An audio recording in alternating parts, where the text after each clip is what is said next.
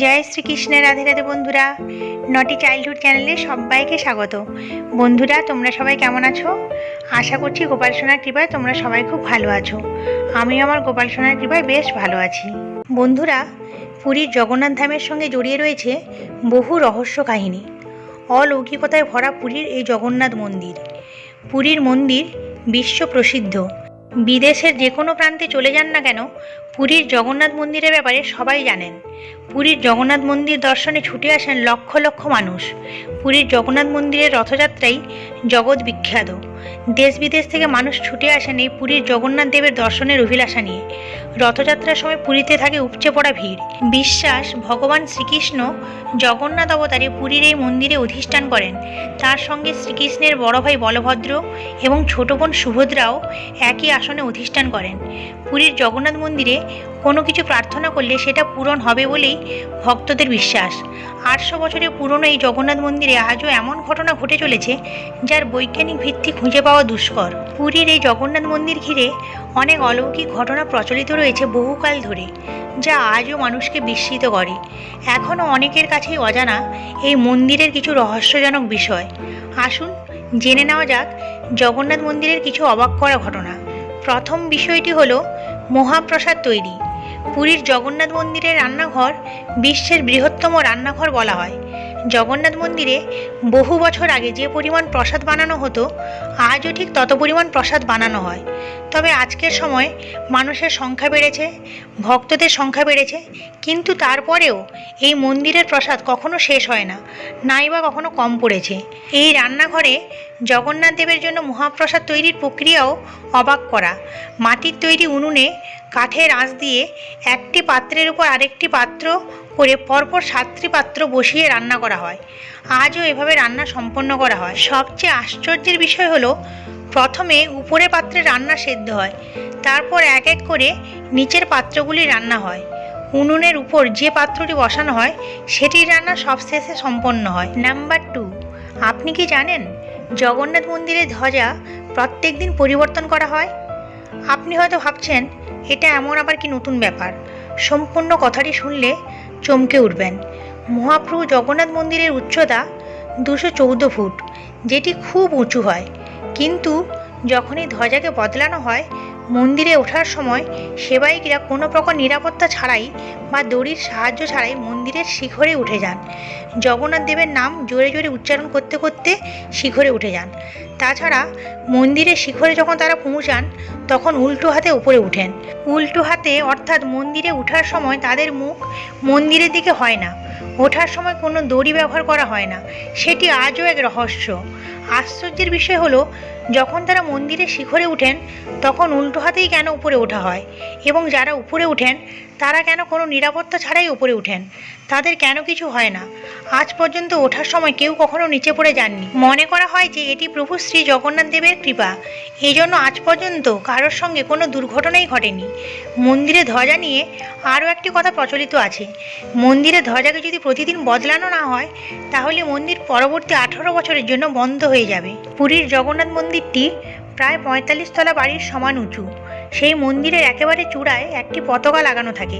আশ্চর্যজনক বিষয় হলো, যেদিকে হাওয়া চলে সবসময় তার বিপরীত দিকে পতাকাটি ওড়ে, কিন্তু হাওয়ার সঙ্গে পতাকা ওড়ার দিক বদল হয় না। নম্বর 3, ঢেউয়ের শব্দ। উড়িষ্যার পুরীর সমুদ্র জগন্নাথ মন্দিরের কাছেই রয়েছে। পুরীর সমুদ্রের গর্জন কে না জানে।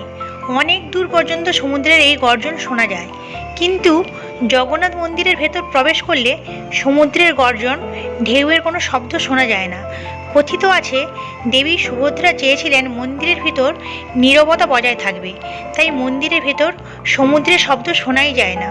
নম্বর 4, মন্দিরের ছায়া দেখা যায় না।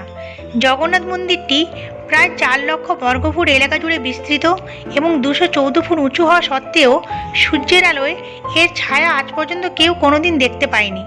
এই কথাটি 100% সত্য।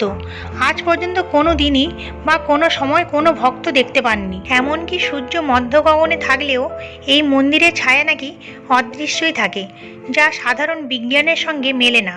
নম্বর 5, মন্দিরের উপরে পাখি উঠতে দেখা যায় না। যে কোনো উঁচু বাড়ি হোক বা মন্দির, তার উপর দিয়ে পাখি ওড়ার ঘটনা সাধারণ ব্যাপার, কিন্তু পুরীর জগন্নাথ মন্দিরের চূড়ায় কখনো কোনো পাখি বসতে দেখা যায় না, এমনকি মন্দিরের উপর দিয়েও কোনো পাখি উঠতে দেখা যায়নি, এমনকি চক্রের উপরেও কোনো পাখিকে বসতে দেখা যায়নি। তবে একবার এই মন্দিরের ভেতরে বাজ পাখি ও অন্যান্য পাখিদের উঠতে দেখা গিয়েছিল। তারপরেই পৃথিবীতে নেমে এসেছিল মহাপ্রলয়। তাই পূজারীরা মনে করেন যখনই পৃথিবীতে মহাপ্রলয় আসতে চলেছে তার আগেই জগন্নাথ মন্দিরে কিছু অস্বাভাবিক ঘটনা দেখা যায়। আপনি কি জানেন জগন্নাথ মন্দিরের এলাকাকে নো ফ্লাই জোন বলা হয়? এর ওপর দিয়ে কোনো প্লেন বা হেলিকপ্টার ওড়ে না।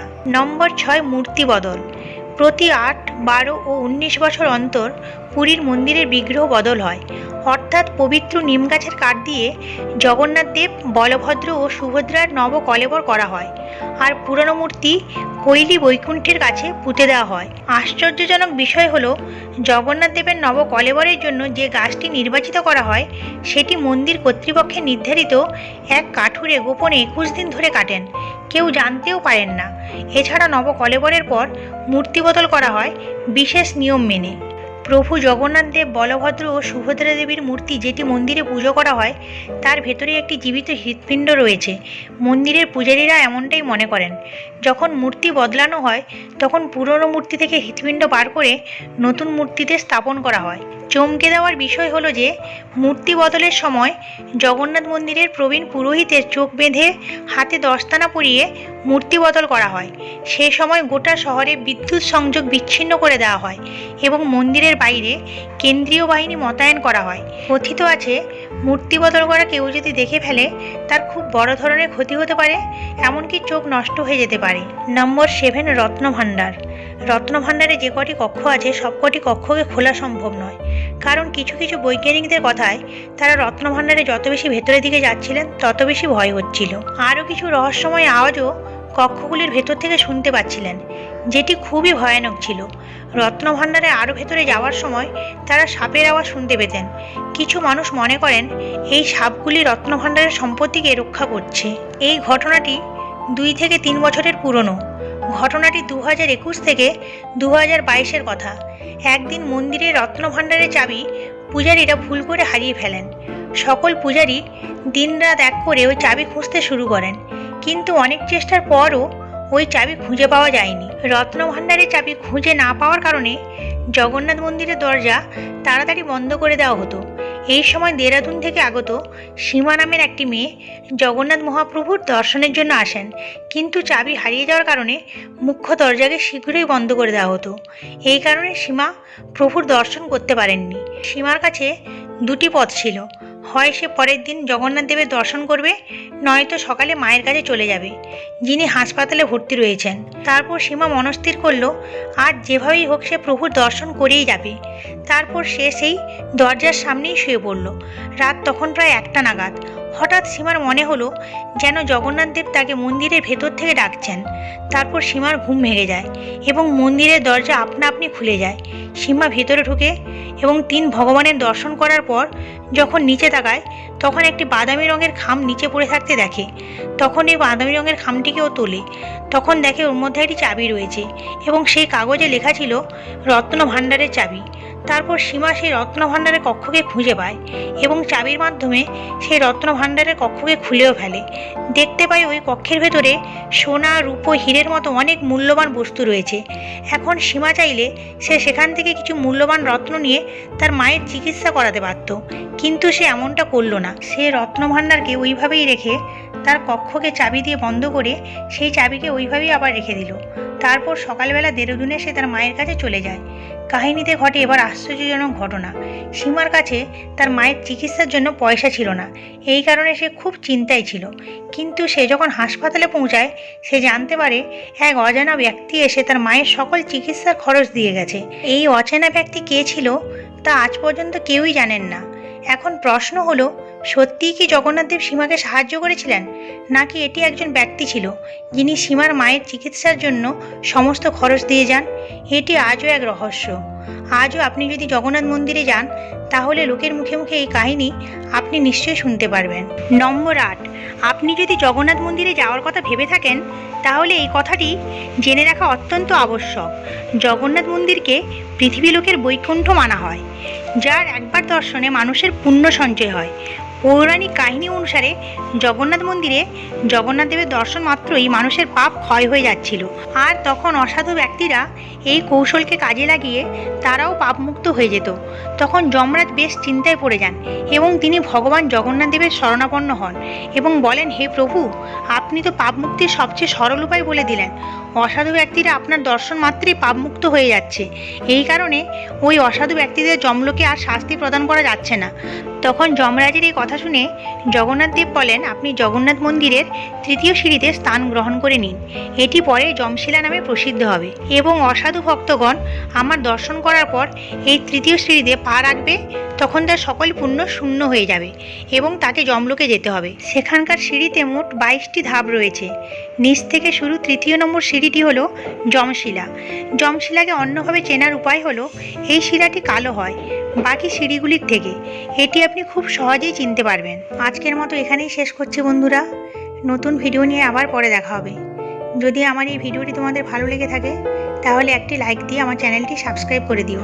আমার গোপালের কাছে প্রার্থনা জানিয়ে তোমরা ভালো থাকো, সুস্থ থাকো এবং সর্বদা হরিনাম জপ করতে থাকো। জয় শ্রীকৃষ্ণ। রাধে রাধে।